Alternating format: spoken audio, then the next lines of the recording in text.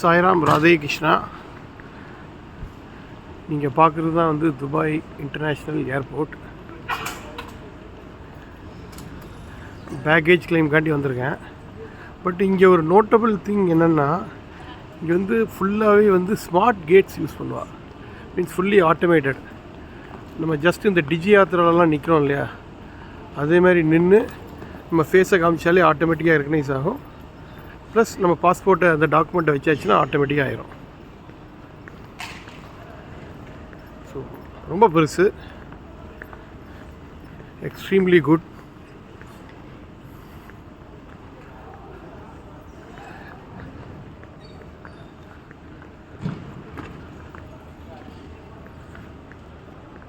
ரொம்ப பெருசாக இருக்குது. அப்பா.